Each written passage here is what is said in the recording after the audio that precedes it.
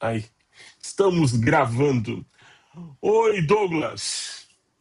Reverendo Olá! Douglas Teologueiros, obrigado por estar aqui conosco no Lado B. Hoje o Lado B é com você. Coisa boa, deu certo, aleluia, glória a Graças a Deus. Deus. Eu que Graças a agradeço. Deus. Obrigado por estar aqui com a gente. Então, Douglas, como eu estava falando em off contigo, esse é o Lado B e a gente sempre lança uma pergunta inicial aqui e dela a gente vai desdobrando a conversa, porque a intenção do Lado B é falar do lado que pouca gente sabe a respeito da igreja ou sabe, mas não quer comentar porque, bom, sei lá, os porquês são tantos. Mas eu te pergunto, Douglas, igreja para quê, meu irmão? Ótima pergunta e eu acho que cada vez mais difícil de responder. Mas para mim, eu acho que eu resumiria a resposta em igreja para viver, igreja para ter esperança. Eu sei que muita gente tem dificuldade em associar a igreja com esperança nos últimos dias. E assim, nos últimos anos para cá, cada vez fica um pouco mais difícil olhar com bons olhos algumas coisas que rolam e olhar para a igreja e enxergar nisso tudo esperança. Mas eu sou um cara muito esperançoso e eu não consigo deixar de ser. Então eu realmente acredito que igreja é a fonte de esperança desse mundo. Então, aonde que a gente vai para buscar esperança em meio ao caos? Onde a gente vai para buscar alegria? Onde que a gente vai quando tudo tá bagunçado e a gente não sabe para onde que esse mundo vai e o que eu devo fazer e qual é o meu lugar nisso tudo? Para mim, o espaço em que as pessoas devem ir para encontrar esperança, paz e alegria é a igreja. E pensando na igreja como esse corpo de Cristo. Se Cristo é essa fonte de esperança, a igreja precisa ser o lugar para qual as pessoas vão para poder beber e encontrar esperança. Quando tudo está confuso, quando tudo está bagunçado, eu deveria poder encontrar numa igreja um lugar para poder me descansar e ter fé e ter paz de que as coisas vão ficar bem, porque a mensagem que a igreja tem é a mensagem de maior esperança de todas, de que não importa o que vai acontecer, de não importa como as coisas estão, de não importa o que está rolando, no final tudo vai ficar bem. No final, Cristo resolve todas as coisas. No final, todas as injustiças desse mundo são resolvidas e são resolvidas da forma justa mesmo. Então, para mim, igreja é para viver. Como que eu vivo em um mundo que cada vez vai me parecendo mais difícil? É indo para a igreja, é bebendo da esperança que ela tem para me dar.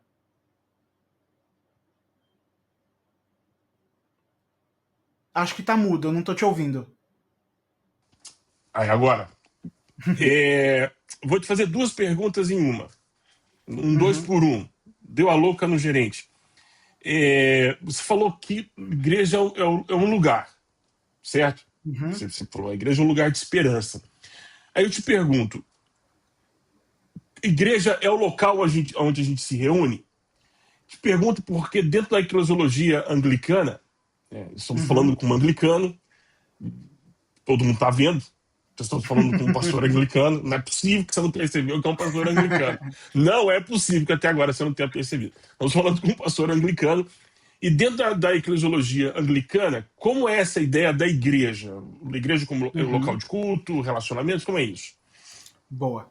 Ótima pergunta. Para nós, igreja não é o local. Tanto que a gente tem o termo que a gente usa tradicionalmente para chamar o local, que é a paróquia.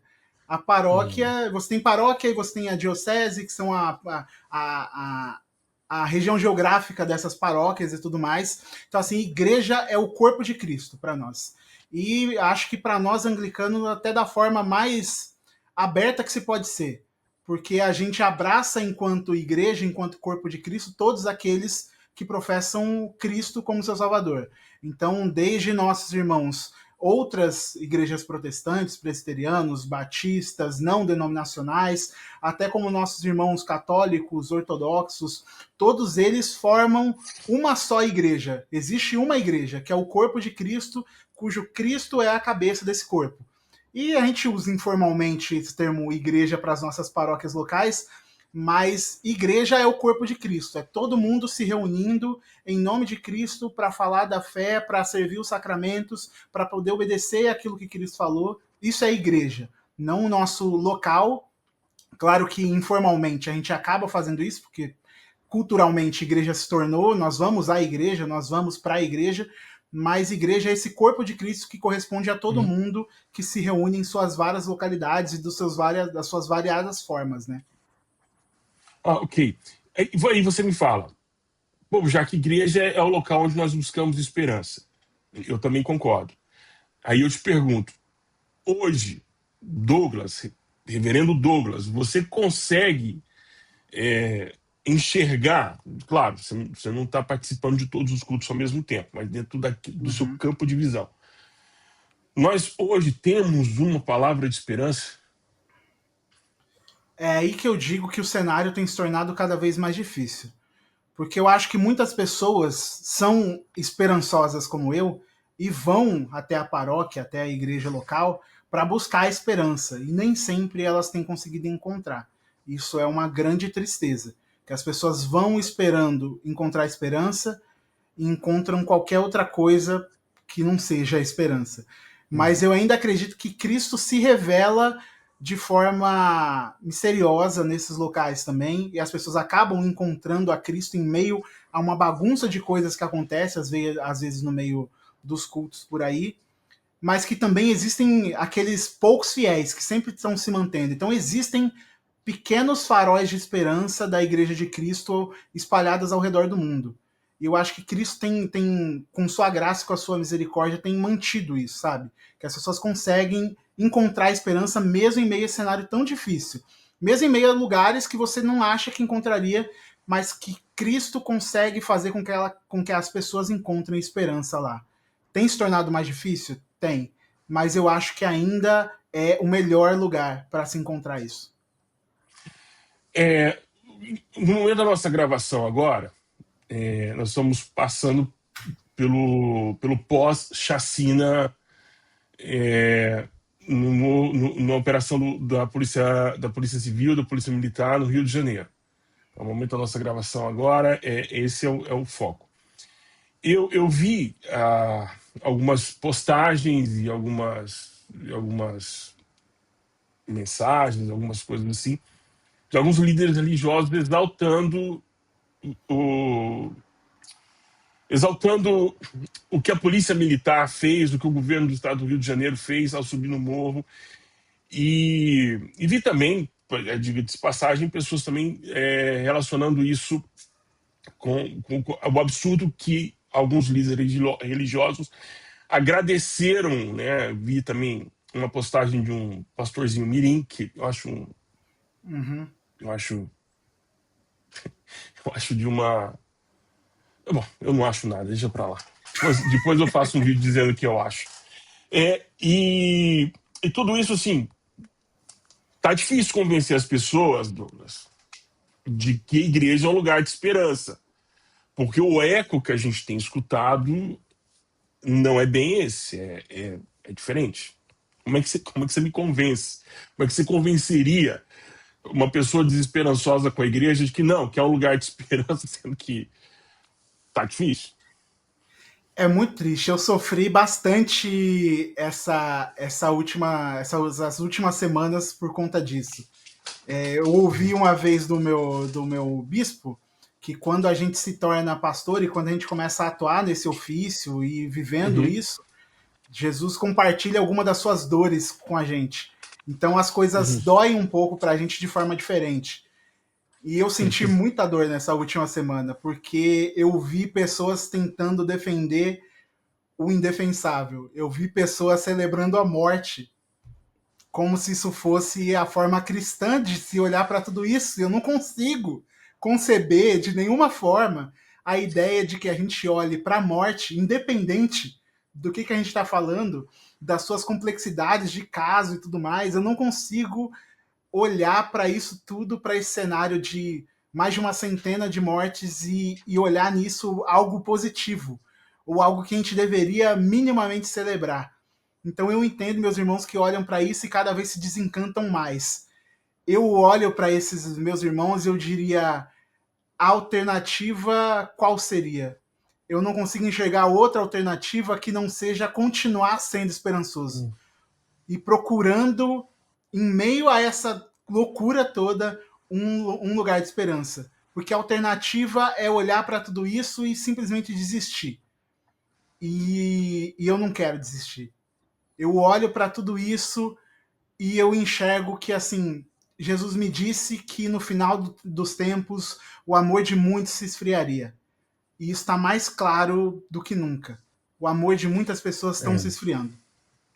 Mas Essa é a eu minha consigo oração. acreditar. Essa tem sido a minha oração, porque eu entendo que essa é uma profecia de Jesus em que muitos, por não amor esfriando, não porque deixassem de amar a Jesus, mas por Aham. não ter mais esperança nele, né? Eu me lembro do texto de Hebreus, no capítulo 10, que o autor ou autora do livro de Hebreus diz: olha, eu estou pedindo para que vocês se recordem, lembrem do que vocês viveram no passado, que vocês recordem e experimentem o que vocês estão vivendo hoje, mas também lancem um olhar para a esperança que está no futuro. E aí até diz, olha, Jesus também sofreu, Jesus também padeceu na cruz, no capítulo 12, mas ele perseguiu esse propósito, ele cumpriu essa sua missão, olhando para o futuro, não Uhum. olhando só para o presente. Então, eu sei que eu repito isso como um mantra para mim, porque eu preciso dizer isso todos os dias, porque é desalentador tudo que a gente está vendo. E era uma pergunta provocativa mesmo, porque como encontrar esperança com tanto discurso de ódio, com tanta pauta que não é a nossa pauta. Existem pautas que nunca foram nossas. Aham. Eu para contextualizar, eu cresci, eu nasci para Cristo numa igreja batista, cresci, me formei, pastoreei, sou membro de uma igreja batista. Aqui na Espanha, eu sou membro de uma igreja independente, mas continuo sendo membro de uma igreja batista no Brasil. Então, por mais que as pessoas neguem e não queiram, mas eu sou batista, por favor, acreditem. E aí, apesar dessa minha confissão de fé, com essa minha confissão de fé, eu não me lembro, desde a minha conversão, que a pauta do púlpito não tenha sido pauta do evangelho. É sempre uma pauta reativa. Sempre uma pauta reativa. Reativa ao filme A Última Tentação de Cristo, depois a pauta sobre a primeira eleição livre do Brasil, que tinha o Collor e o Lula como no segundo turno, uma pauta reativa contra a comunidade LGBT, depois uma pauta reativa. E agora, mais do que nunca, não só uma pauta reativa, mas querendo pautar a sociedade com uma pauta que não é o evangelho, Uhum. que nunca fez parte. Pastores dizendo: se entra na minha casa, dá um tiro no meio da cabeça. Outros pastores indo para um ringue para dar soco, para mostrar uma masculinidade. Outros criando. Gente, eu nunca pensei. Eu estou alongando a pergunta aqui, Douglas, desculpa. Depois eu corto aqui. Tranquilo. Mas, olha, eu nunca pensei que haveria alguma coisa pior do que as pantomimas da Jocum em feira. Eu nunca pensei que haveria. Não, juro que eu pensei assim, não haveria algo pior, nada contra a Jocum, nada das pantomimas, nada do diabo segurando seus braços, assim, não, nada contra. Mas que é ruim, é. Eu não pensei que seria algo tão ruim como um grupo de homens gritando como se fosse o Simba, como se fosse um leão, para poder externar a sua masculinidade. Aí eu pensei, não, chegamos ao fundo do poço. E pensei, chegamos. Mas aí eu esqueci que nós, muitas vezes, temos a vocação do tatu. Quando chega no fundo, ele consegue cavar mais 50 metros para baixo. E aí veio essa coisa de subir no monte, correr e subir na montanha, sair correndo Aham. e com ordens, sabe, assim, eu fico pensando, onde nós nos perdemos, Douglas? Essa é a pergunta.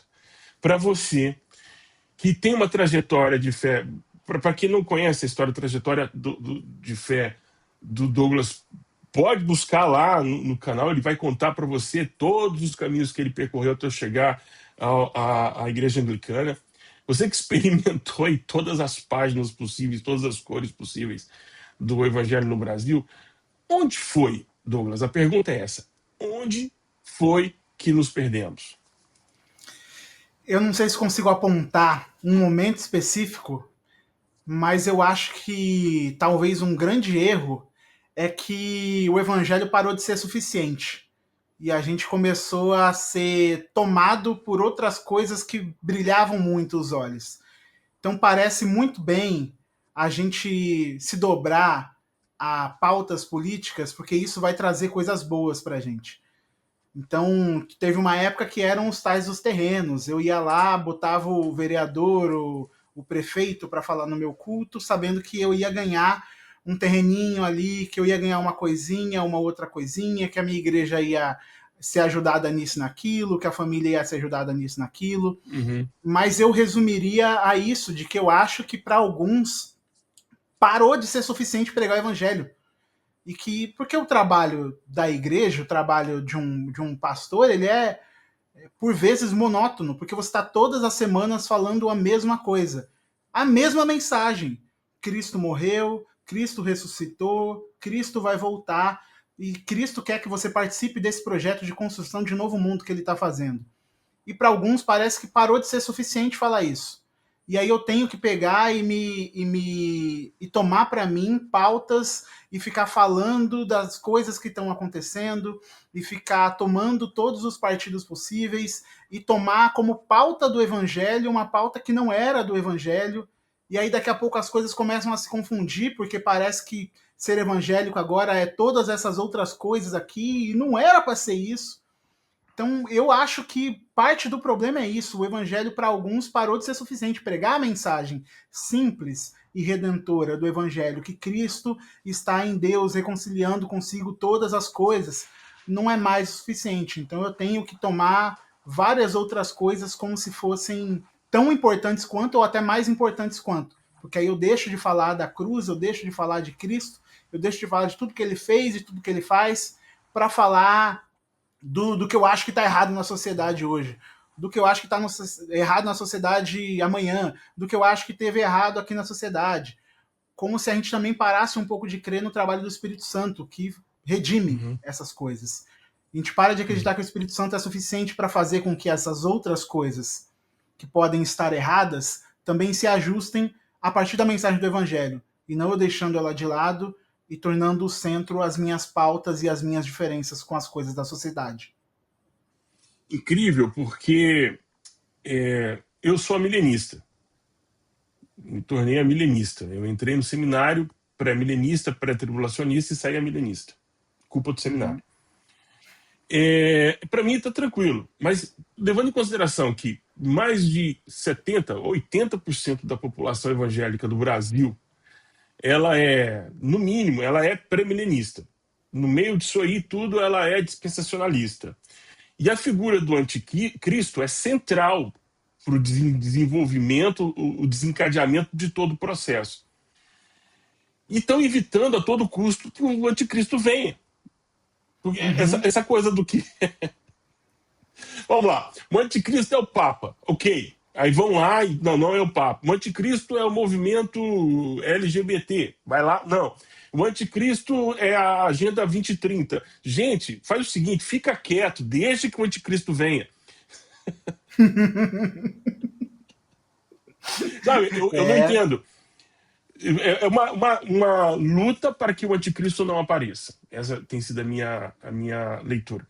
Te pergunto, como que o movimento anglicano no Brasil, não é movimento, né? A denominação anglicana no Brasil se posiciona em relação à escatologia? E depois eu vou emendar uma outra pergunta em cima disso aí.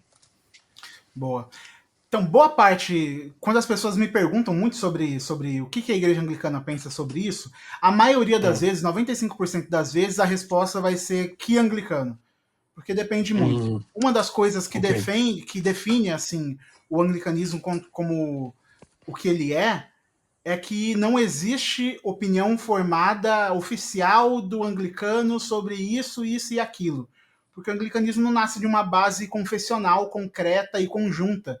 Ele nasce de um Uhum. povo que estava num local, era o povo da Inglaterra que estava ali, que em um momento se separa oficialmente de Roma, e aquele povo, no meio daquele povo você tinha pessoas que eram mais católico-romanas, pessoas que estavam começando a adotar as ideias protestantes, pessoas que queriam andar meio no meio termo, e aí, depois de uma longa jornada histórica, vão nascendo documentos e tudo mais para tentar achar posições meio termo, que é o que a gente chama no nosso meio Uhum. de via média, em meio a tudo isso. Mas não se nasce, por exemplo, não existe uma confissão anglicana que define os termos do que se crê sobre escatologia, sobre Uhum. soteriologia e todos esses assuntos. Há uma liberdade de pensamento muito grande nessas coisas. Existem bases conjuntas que os anglicanos creem, então os anglicanos eles são litúrgicos, Uhum. eles são sacramentais, eles usam um livro de oração comum, você vai ver arte, ícones, você vai ver uma visão mais elevada da Eucaristia do que você veria em outros meios, mas não se fecha a opinião sobre calvinismo e arminianismo, sobre escatologia. Há uma liberdade para se pensar sobre isso e sobre outros assuntos dentro do anglicanismo. Por isso que você vai ver anglicanos que são parecem mais católico-romanos na sua Uhum. forma de ser. Você olha para a paróquia e fala, é uma paróquia católico-romana, mas não é. E tem outros que você olha bem evangelicais, como o John Stott, e você fala, aquele cara é um batista, um presbiteriano, e também não é. Existe essa liberdade de pensamento no meio anglicano.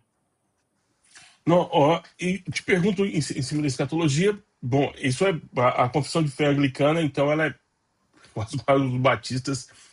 O batista, em relação à eleição, ele vai até o ponto, a eleição existe para a salvação, e aí ficam três pontinhos ali para você entender o que você quiser.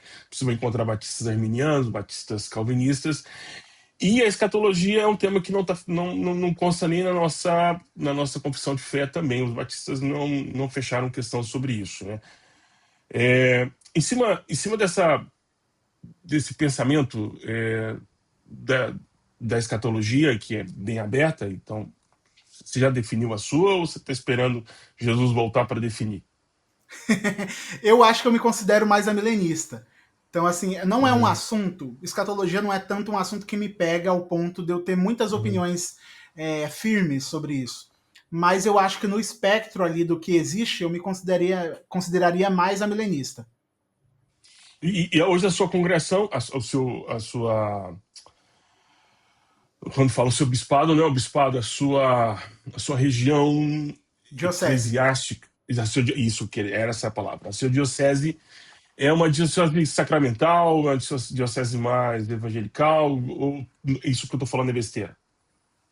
Ela é mais evangelical na sua, assim, no geral, mas até em meio entre nós existe também algumas paróquias que são um pouco mais diferentes das outras. Então você tem paróquias dentro da nossa diocese que são mais carismáticas e que são Uhum. pessoas que vieram, por exemplo, do movimento de renovação carismática católica.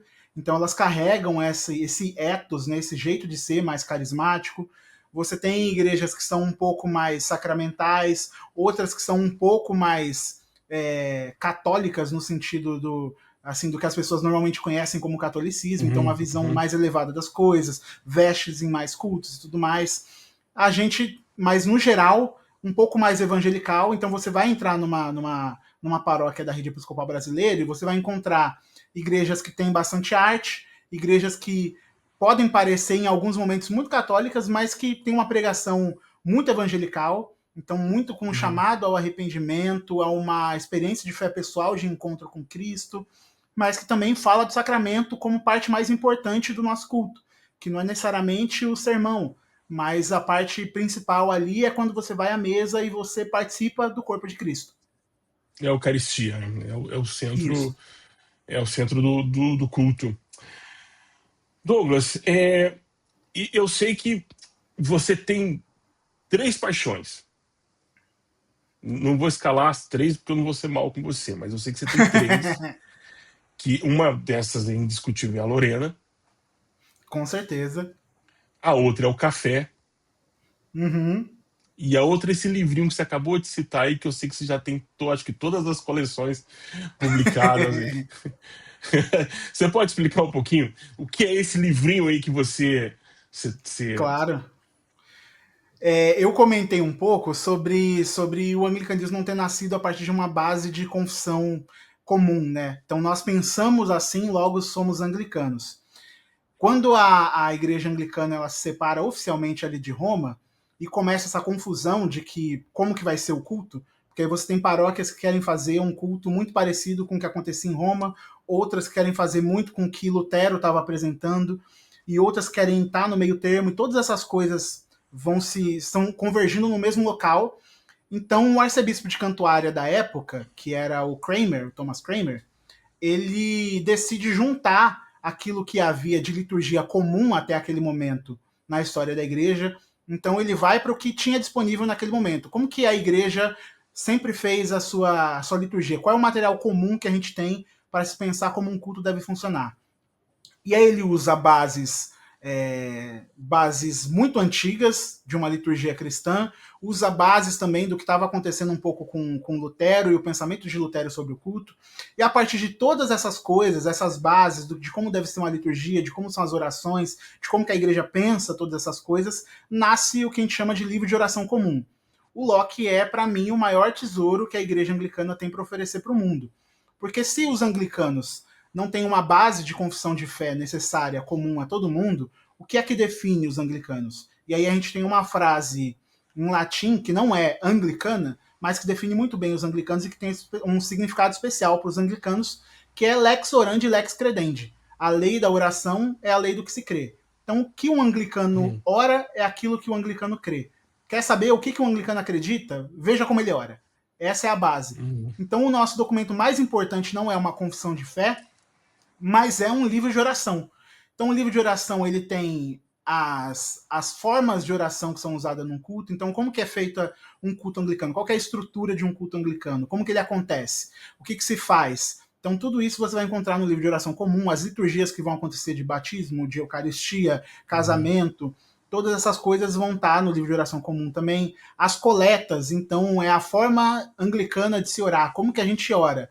A gente chega até Deus, apresenta a Ele as nossas petições através daquilo que o Senhor é, pedindo para que Ele faça aquilo para que nós nos tornemos mais parecidos com Cristo, no poder do Espírito Uhum. Santo. Então, essa fórmula de oração que a gente chama de coleta. Então, todas essas coisas estão reunidas no livro de oração comum.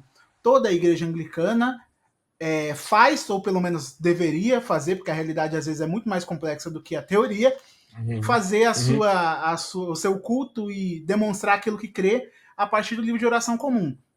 E eu sempre digo para as pessoas que não é um recurso necessariamente só para os anglicanos, porque é benéfico para todo mundo.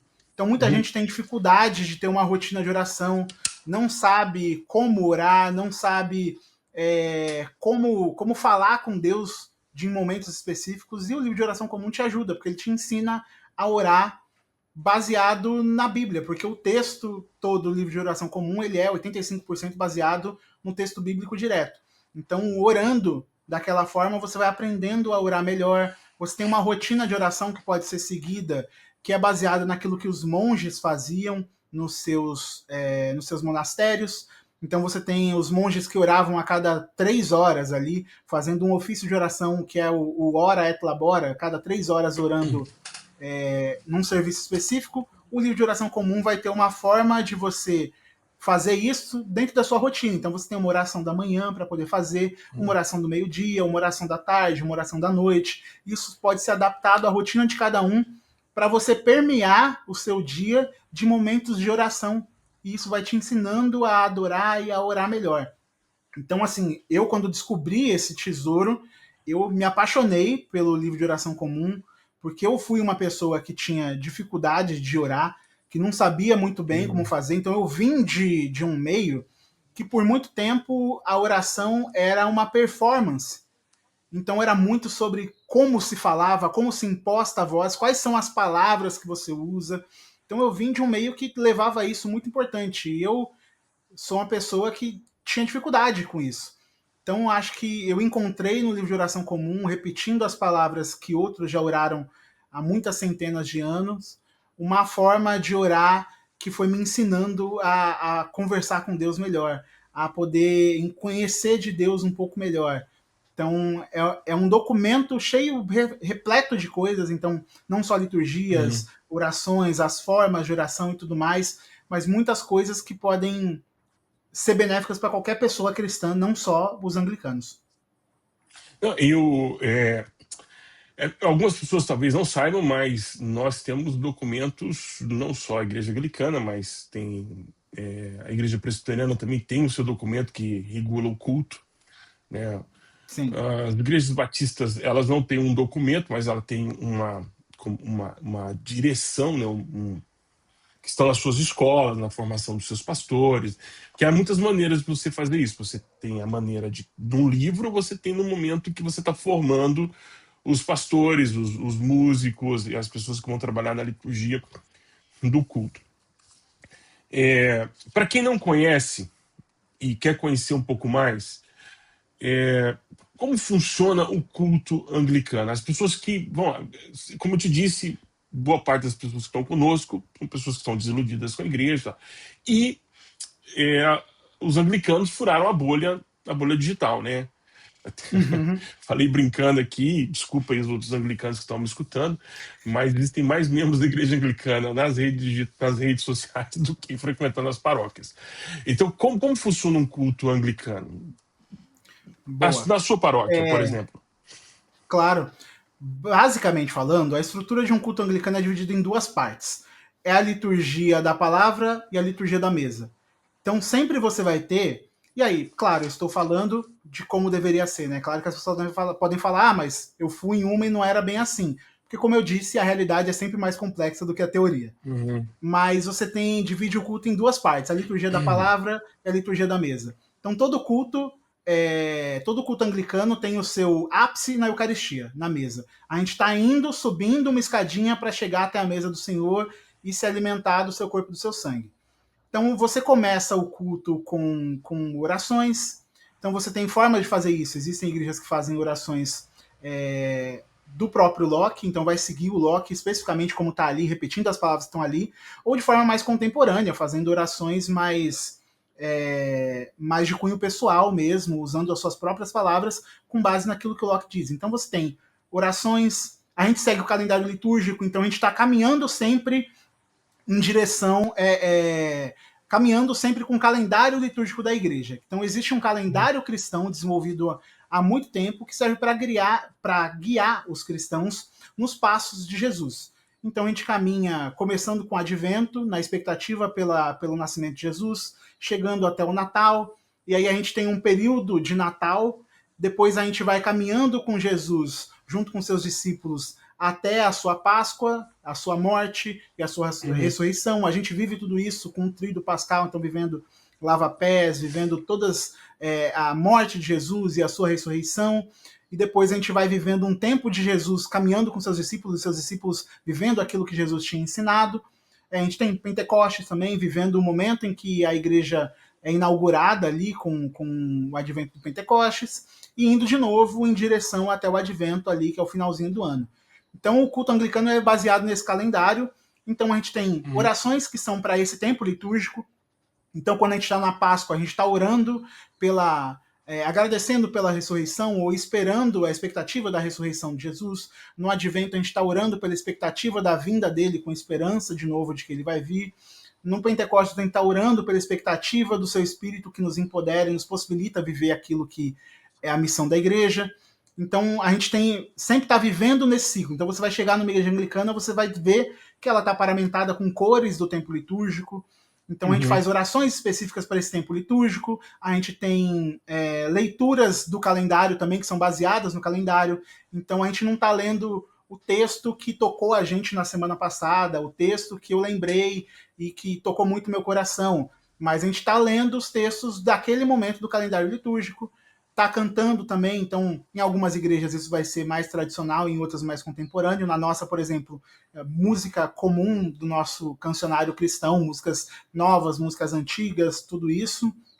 Aí a gente tem o sermão, depois a gente tem a reafirmação da nossa fé nas palavras do Credo Uhum. Apostólico, que é um documento muito antigo ali, que data a uma época um pouco depois dos apóstolos, como uma confissão de fé do que os cristãos creem do que os cristãos têm Uhum. crido por esse tempo todo, e depois desse momento a gente vai para a ceia do Senhor.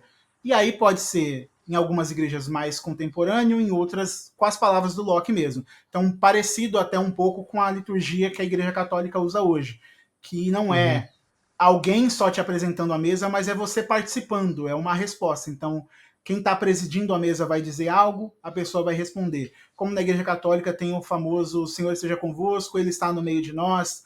Na nossa Uhum. liturgia, "O Senhor esteja convosco" e com teu espírito. E aí nós vamos recontando a história da salvação, relembrando o que Jesus fez, relembrando o que é aquele momento. Para nós, a ceia não é só um memorial, mas é a participação Uhum. real, há uma presença real do corpo e do sangue de Cristo, mas também não como nossos irmãos católicos explicando como isso acontece especificamente, mas Uhum. deixando que é um mistério. Nós participamos de Uhum. Cristo na Eucaristia, mas como? Não sabemos explicar, mas nós participamos. Uhum. E aí, depois da Eucaristia, nós agradecemos ao Senhor, nós somos abençoados por aquele que está presidindo o culto e nós somos enviados em missão. Então, todo culto Uhum. também ele tem esse aspecto missional, porque a Eucaristia não lembra a gente Uhum. só do que Cristo fez, mas de qual é a nossa missão. E a partir daquilo, nós somos enviados em missão para o mundo. Então, todo culto termina com a Uhum. gente sendo enviado em missão. Vamos na paz de Cristo, no testemunho do Evangelho, pregando para todas as pessoas, no poder do Espírito Santo, e todos vão em missão, indo pregar o Evangelho, indo viver o Evangelho onde quer que eles estejam. Bom, você acaba de participar de um culto na igreja anglicana. E a Santa Ceia, ou a Eucaristia, ela acontece todos os domingos. Todos os domingos. Porque todo, E, todo e- o momento que a gente se reúne, para nós, a Eucaristia é o centro do culto. Então, o culto, ele uhum. caminha até a Eucaristia. Então, todo domingo, toda vez que você tem um culto ali de domingo, é o culto que a gente celebra a morte e a ressurreição do Senhor, fazendo isso com a mesa da Eucaristia, da Santa Ceia. E todos participam do pão e do vinho, ou como na igreja católica, como funciona? Para quem não Todos conhece. participam. Algumas igrejas, por exemplo, nós usamos hóstia, que para algumas pessoas já é um choque. Algumas pessoas chegam na igreja e Uhum. veem ali a hóstia e já tem um choque. A gente usa pela praticidade, que é você manter o pão ali no estoque, ele não estragar e tudo mais, e porque a gente faz por intenção, né? Tem algumas igrejas que antigamente faziam com todo mundo bebendo do mesmo cálice. Eu, particularmente, Uhum. tenho problemas com o aspecto higiênico disso de todo mundo tá bebendo no mesmo cálice. Então, você Os mergulha o pão. gaúchos não, né? Os Os gaúchos gaúchos não. não, não tem Inclusive, tem problema uma com isso. gaúcha ali na igreja, ela levou chimarrão pra gente e fomos passando, todo mundo bebendo ali da mesma bomba. Então, para poder facilitar as coisas e a parte higiênica, você recebe a hoxa mergulhada no vinho. Para que isso não fique, tipo, não vai gerar uma maçaroca no final, de você ter um monte de pedaço de pão ali, fica mais fácil fazer com a hoxa, que é um pão mais durinho, mais seco e tudo mais. Então, todo mundo participa. Normalmente, você vai ter alguém presidindo ali a mesa que vai mergulhar para você ali no cálice, vai te Uhum. entregar, você pode participar e ir para o seu lugar. E todos E participam do pode vinho e do mastigar. pão porque vai ser mergulhado. Hã? E pode mastigar. E pode mastigar. Pode mastigar, não tem nada disso. Até mesmo é um grande mito também que as pessoas têm na Igreja Católica, de que você não pode mastigar, mas para eles continua sendo pão. A explicação para eles da transubstanciação é muito mais filosófica do que você não pode mastigar porque você esteja machucando Cristo ou qualquer Uhum. coisa do tipo. Então, pode mastigar, é um pão. Ok. E Douglas, é, personagens anglicanos que você, gente comum do mundo, não sabia que era anglicano e que sempre teve na sua estante, teve no imaginário. Dá aí alguns que, para surpresa das pessoas, eu sei que algumas pessoas, sim, 5 personagens anglicanos que você não sabia e o último vai te assustar. Fica comigo até o final do vídeo. É uma ideia de vídeo muito bom, inclusive. Então, assim, um que agora está muito famoso, tá nas estantes de todo mundo e poucas pessoas sabem que foi um bispo anglicano, é o Anti Wright. N.T. Wright está muito famoso ultimamente na área Uhum. de Novo Testamento, de teologia paulina. É um grande nome que as pessoas conhecem e que já leram livros e tem nas suas estantes. O N.T. Wright foi bispo anglicano da Diocese de Durham e ele é lá da Inglaterra, logo um anglicano. Então, se você pensa no inglês, muito provavelmente 99% de chance que é um anglicano. Então você tem, muitas pessoas conhecem John Stott, não sabiam que John Stott era um anglicano e foi pároco de igreja lá em Londres também, da All Souls. Então John Stott era um anglicano mais evangelical, muito amigo de Caio Fábio aqui no Brasil. Você tem, por exemplo, o Jai Packer, que algumas pessoas conhecem, também é um anglicano. E um nome que eu poderia dar que muitas pessoas aqui talvez não tenham ligado à figura do anglicanismo é o C.S. Lewis.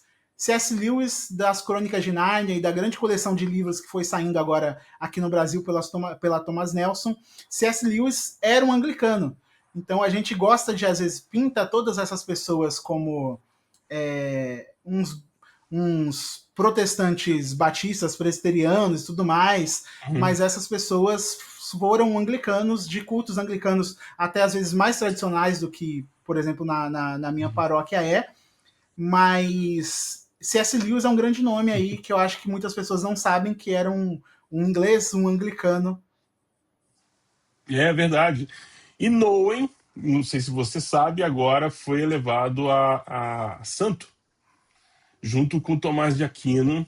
Noen que foi anglicano, depois se tornou um pároco católico. Agora Aham. o Papa, gente, me fugiu do Papa agora. Papa Eu Leão fui, eu, XIV.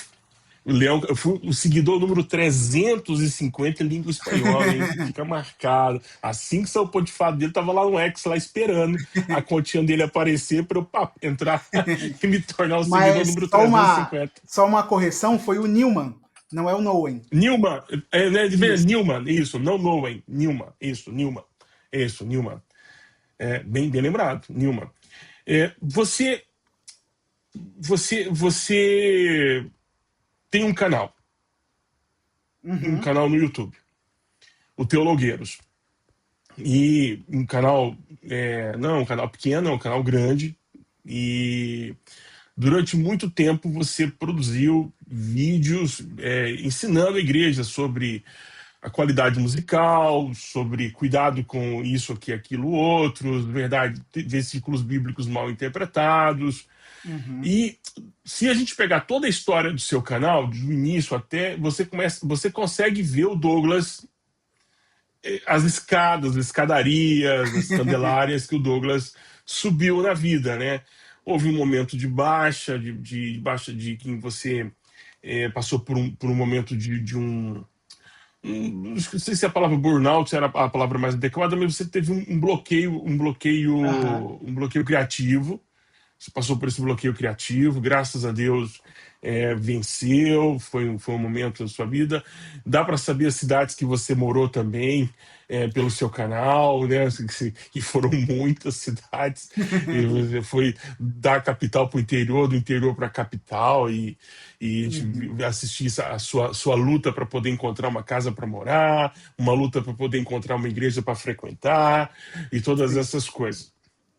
É, Você crê, e eu fiz essa pergunta para todos os nossos convidados aqui, e eu vou te fazer também. Você crê que é possível uma igreja 100% digital, ou você crê que hoje nós temos que saber lidar com esse movimento, uma igreja híbrida, uma igreja que tenha tanto sua presença digital como sua presença física? Você crê que é possível manter uma comunidade, um corpo de Cristo que não se. A gente, por exemplo, a gente se conhece já há alguns anos e a gente nunca se viu Uhum. pessoalmente, só Sim. por tela. Você crê que existe comunhão, é possível comunhão hum, dessa Olha, forma? da, da minha visão atual, e eu vejo muita gente trabalhando isso, né? Eu estou vendo alguns projetos de pessoas fazendo isso. Eu tenho amigos que vivem igreja digital há um tempo. Eu sigo pessoas que estão fazendo. A IBAB tem se Hum, reinventado nisso também, fazendo encontros digitais e fazendo a IBAB digital. Eu hum, sou um cara meio misto nisso. Eu acredito que dá até um ponto, mas eu acredito que não há como ser igreja, isso como por ser anglicano, não há como ser igreja Uhum, sem a comunhão da mesa. Eu acho que isso é uhum, feito reunindo com as pessoas fisicamente.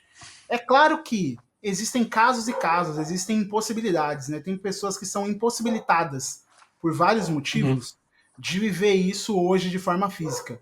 E aí eu acredito que há uma graça de Deus que permite essas pessoas viverem nas suas realidades. E isso eu creio muito mesmo.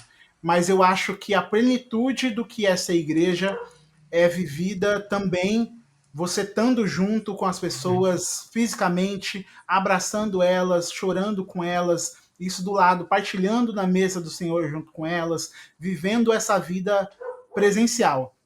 Então, assim, para resumir, eu acho que existe possibilidade, pela graça de Deus, que algumas pessoas impossibilitadas vão viver isso, mas eu acho que a Uhum. plenitude do que é viver igreja não tem como ser fora de algum aspecto físico. Por exemplo, no Covid-19, você já estava membro de uma igreja anglicana. Sim, Vocês participaram da Eucaristia de forma digital ou deram uma pausa na Eucaristia, na ceia? não fizemos. Eu peguei bem quando veio a nova onda, quando veio o Omicron e tudo mais, que foi aquela nova Uhum, onda de Covid-19. Então ali tinham alguns cultos que as coisas estavam começando a sair, vacina e tudo mais, estava um pouco mais tranquilo, as pessoas podiam, eram liberadas para ir de máscara. Graças a Deus, minha igreja, uhum, na época, respeitou muito as diretrizes do governo e não ficou abrindo deliberadamente, achando que podia fazer porque tinha esse direito. Então, quando as coisas eram possibilitadas da gente fazer de máscara e tudo mais, era feito com todo o cuidado. Mas ainda assim, a Eucaristia ficou meio pausada. Isso foi a realidade da uhum, maioria das igrejas anglicanas. Não fazia de forma virtual, porque a gente. A nossa teologia não cabe que isso seja feito dessa uhum, forma, então ficou em pausa, porque a gente acredita que dá para receber Jesus de outras formas também, que não seja só na Eucaristia, através da palavra, uhum. através da comunhão, através de viver o Evangelho. Apesar de isso ser um aspecto importante, como a gente estava impossibilitado de viver isso, foi em pausa. E grande realidade das igrejas anglicanas ao redor do mundo foi isso, que não teve Eucaristia por um tempo, porque não dava para ter. Interessante porque a teologia ela é sempre uma resposta do seu tempo, né? Uhum. Não sei, eu não conheço a história. Se você souber e puder nos contar como foi na Segunda Grande Guerra Mundial, na Inglaterra dominada, como foi ser anglicano nessa época. Aliás, foi uma Olha, batalha entre anglicanos e luteranos, hein? Diga de passagem, e católicos.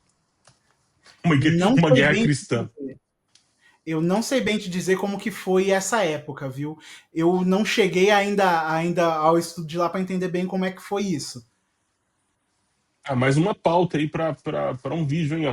Com Ó, certeza. por favor, no final, dá um créditozinho lá. Essa aqui foi uma pauta sugerida pelo seguidor, Com @Rudjak. certeza. Então, porque eu imagino, por exemplo, um Exterminador do Futuro, tá? Vamos lá. Mundo pós-apocalíptico. Se você está escutando essa mensagem, não desanime. Nós somos a resistência. É, Como você imagina, pegando aí um mundo pós-apocalíptico qualquer, escolhe um aí que você quiser, como zumbis, de, sei lá, de nuclear, qualquer pós-apocalíptico que a gente está já preparado para viver. Como, como que você imagina que seria? Cara, eu imagino que assim, como você mesmo disse, a teologia ela vai respondendo ao seu tempo. E a gente tem muitas coisas que são para nós essenciais, só que às vezes a realidade bate e se torna impossibilitado. Como foi na época da Hum, Covid, não dava para ter Eucaristia porque não era, não era, não era seguro, né, que as pessoas fizessem isso, mesmo no tempo que estava um pouco mais liberado, começou a sair vacina, ainda não era seguro bastante, porque a gente está mexendo com alimento, com a saúde das pessoas, não dá para brincar com isso. Então, assim, eu acredito que aí a gente fica muito dependente da graça. E a gente hum, vai fazer as coisas da forma que elas forem sendo possíveis. Então, assim, da mesma forma que eu falo, eu acho que não existe. não tem como ter uma plenitude de vida de igreja sem ser se encontrando presencialmente, no tempo em que isso se torna impossível, por qualquer coisa que seja, a realidade vai ser que a gente vai ter que se adaptar ao que tem. E aí a graça de Deus vai Uhum. ser suficiente para que a gente viva o que precisa ser vivido daquela forma. Então acho que a gente sempre, nesses cenários de impossibilidade, a gente vai ser dependente da graça. Perdão. Eu queria tossir fora do microfone, não dei conta. É, o bispo de Cantuária é o bispo, é o maior bispo, se a gente pensar na pirâmide, é o topo da pirâmide, dentro da escala da igreja anglicana, ou é o Mais ou rei da Inglaterra? menos. Mais ou menos porque quando o Hum. anglicanismo começou a se desenvolver e começou a se expandir, ele não tomou os mesmos caminhos que Roma tomou, de você ter o bispo de Roma, que é ali o maior na hierarquia, e ele define os rumos que a igreja vai tomar. As províncias, né, os países que têm igrejas anglicanas, eles funcionam de forma independente, elas são províncias Uhum. independentes que funcionam com elos de comunhão. E isso é uma grande complexidade no mundo anglicano, porque existem muitas igrejas anglicanas, inclusive como a minha, que não são partes oficialmente dessa comunhão com a Inglaterra e tudo mais. Vivem a Uhum. mesma tradição, vivem da mesma forma, mas não são parte oficial dessa comunhão. E aí, Douglas, mesmo as igrejas que. perdão. Opa, pode falar. Não, perdão. Não, conclui seu raciocínio, desculpa. Tá.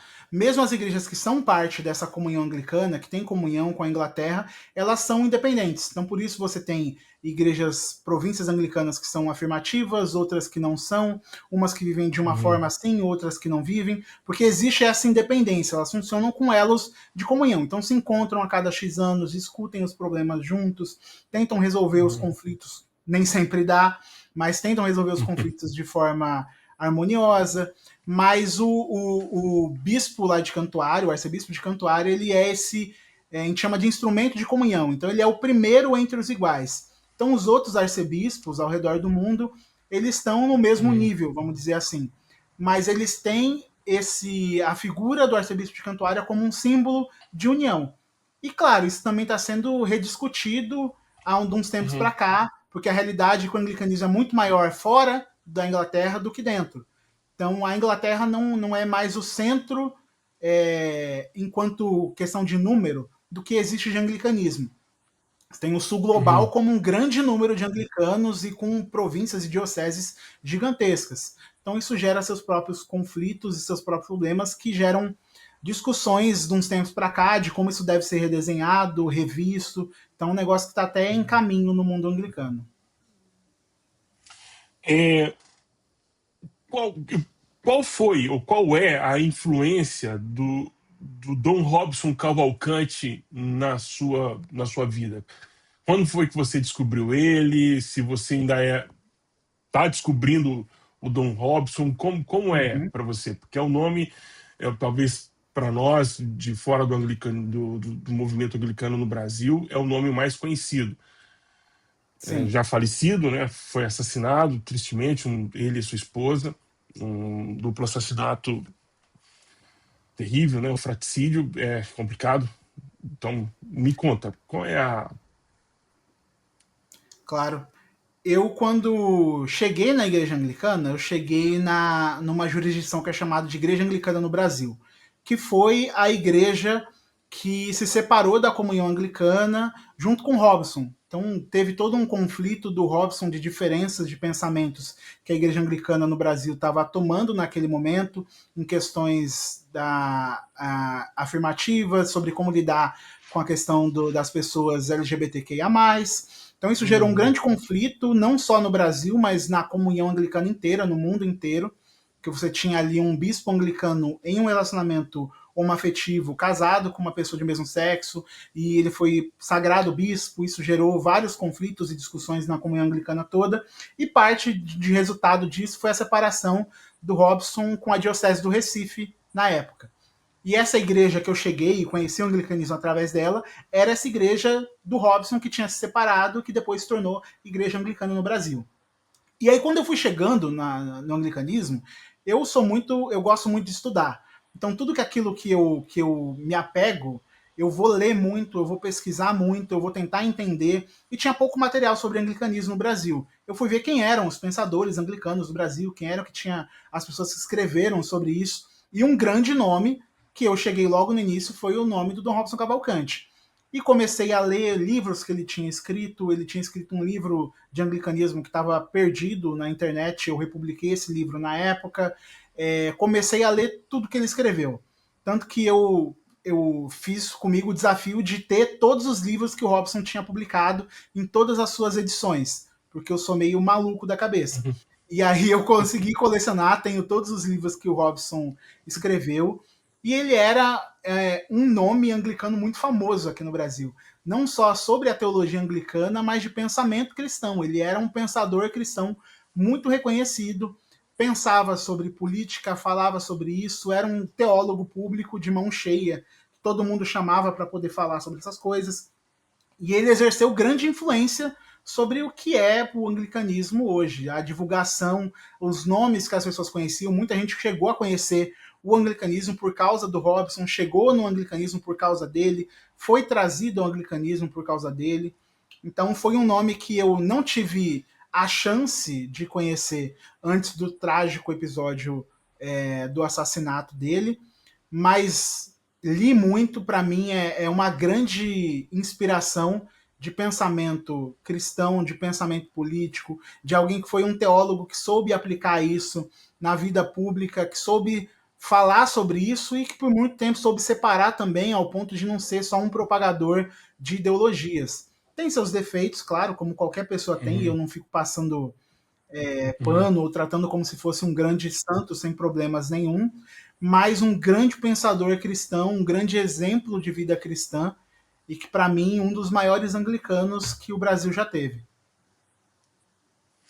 Hoje, se você tivesse que indicar uma bibliografia básica, vai lá, acho que você já fez isso, inclusive, no seu canal. Você disse, olha, para conhecer o anglicanismo, você precisa passar por isso, esses caminhos. Se debate pronto, assim, nós não preparamos essa pauta juntos.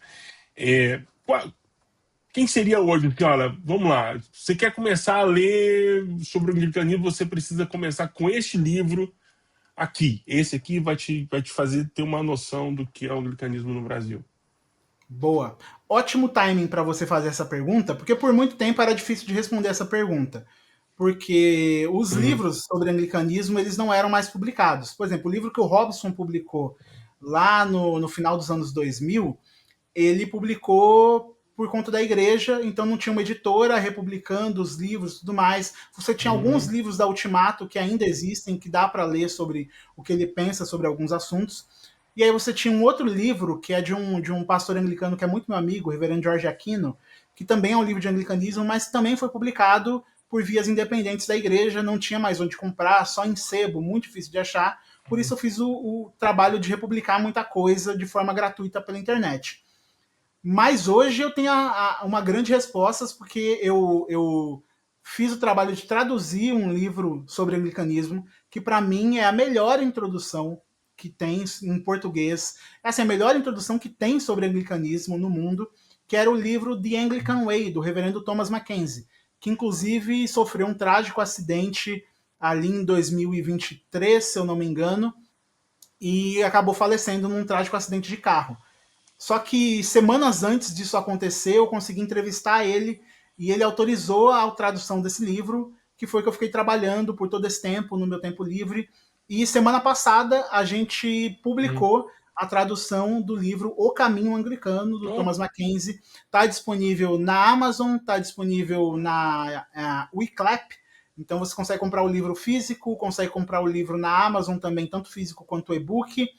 E é, para mim, a melhor introdução que tem sobre anglicanismo. Trata desde a história, do que é os anglicanos, o porquê que existe essa diferença de anglicano de um jeito e de outro, como a gente se encontra nesse mundo todo, o que significa todas essas coisas, o que é o livro de oração comum, como que é um culto anglicano, como uhum, se portar num culto anglicano, como é um pastor anglicano, qual o papel, qual que é a diferença de um diácono para um presbítero, para um bispo.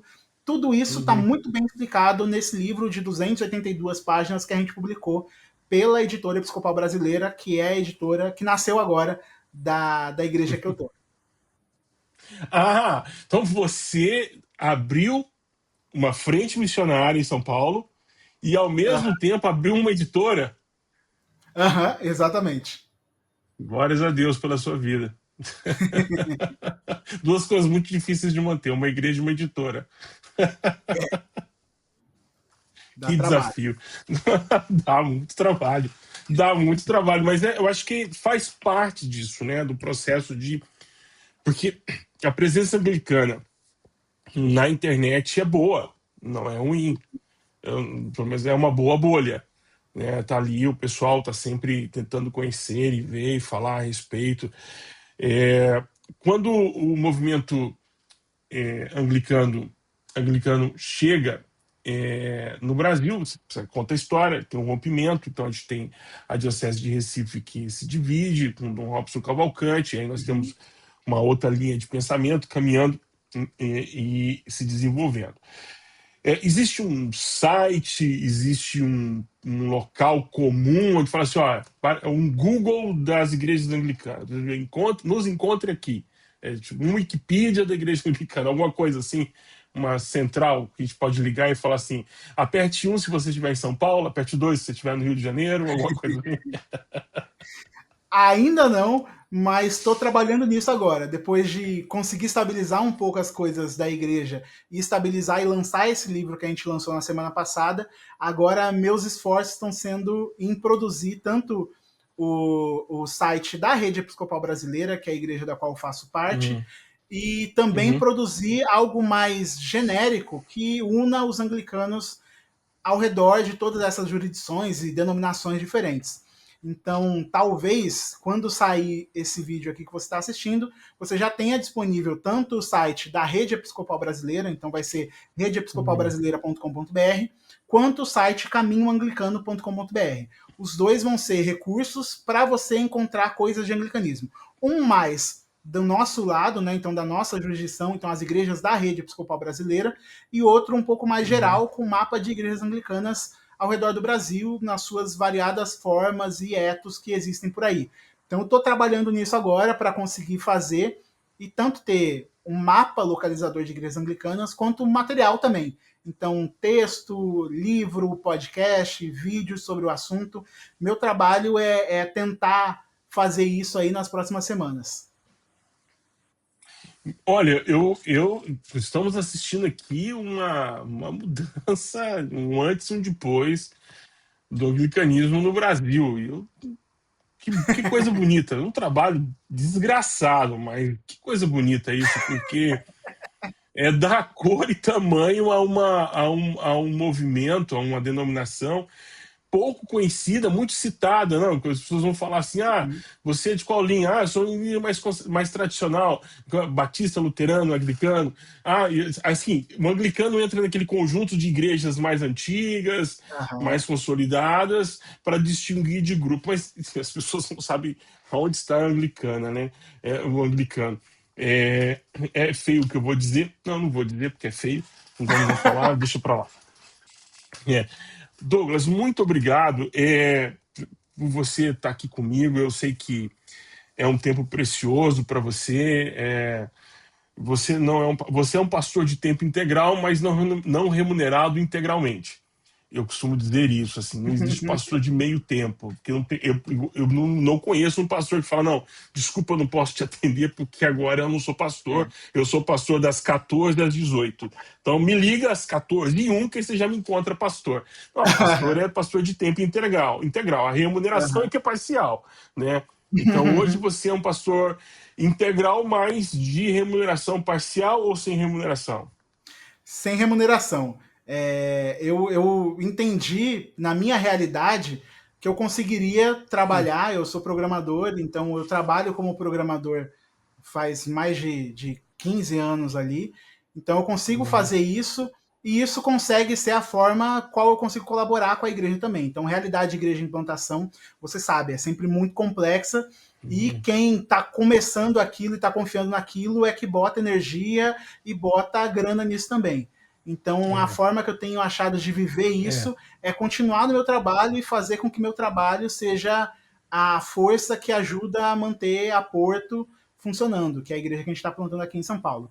Então eu não acho necessário a Porto remunerar os pastores, então tanto eu quanto a reverenda Cíntia Muniz, que também é pastora aqui na Porto junto comigo, nós não recebemos nada, mas ajudamos a igreja para que ela continue existindo. E hoje a Porto, em São Paulo, está onde? Onde ela se localiza?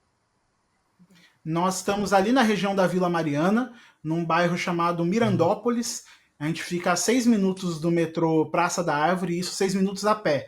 Então, você chegando no metrô Praça da Árvore, 6 minutinhos andando, você já chega ali na Porto. É um bairro mais residencial, então são casas ali do lado, e a Porto também fica numa casa, que a gente achou que isso seria muito legal e ficaria um lugar bonito, e realmente está sendo um local aconchegante, legal para as pessoas chegarem. A gente fica perto ali do centro, mas nem tanto. Próximo para chegar de qualquer canto, linha azul do metrô, então fica próximo para as pessoas chegarem. Então nós estamos ali nessa região. Ok, é mais uma boa igreja para a gente indicar as pessoas que buscam a gente de vez em quando. Você que sempre está me perguntando, por favor, uma igreja em São Paulo. Aí, então, olha, tem lá na igreja. Tem uma em Mirandópolis, não é isso? Não sabia Isso. esse bairro, não conhecia esse bairro. Mirandópolis é a estação Praça da Árvore, 6 minutos, né? Você põe lá no Maps, tá, e chega e vai chegar na igreja na Porto. Que nome bonito para uma igreja numa cidade que não tem praia. Então,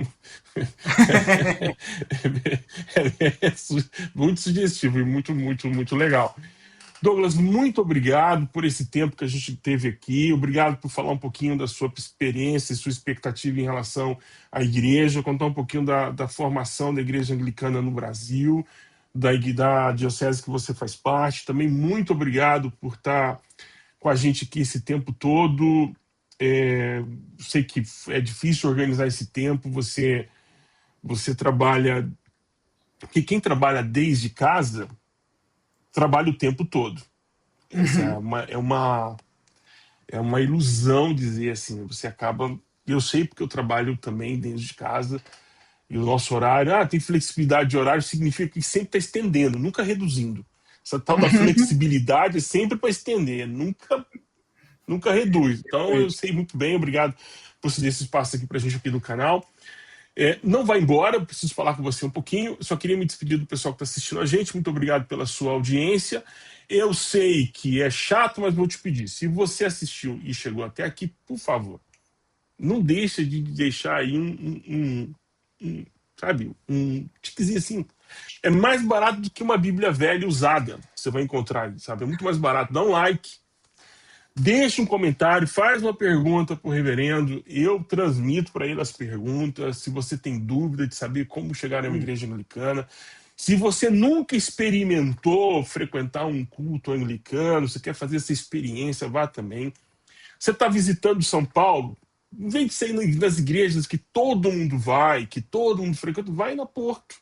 Está perto da estação do metrô, é fácil de chegar, é um bairro residencial, provavelmente tem bons restaurantes, provavelmente tem bons lugares para você ir, é um lugar tranquilo. Então vá. Os cultos na Porto são aos domingos. Isso, domingo, 9h30 da manhã, a gente começa sempre com café comunitário. Então a gente tem uma mesa do café, a gente passa um tempo tomando café juntos, conversando, falando de como foi nossa semana. Começa ali às 10 horas o culto, mas eu sempre falo começa às 9h30, porque para mim começa no café. É a gente junto, reunido, tomando café juntos, comendo juntos. Então começa na Eucaristia às 9h30 e termina com a Eucaristia lá para as 11h30. É isso? Quase isso. Começa com a mesa e termina também com a mesa. Ótimo lugar para se frequentar, viu?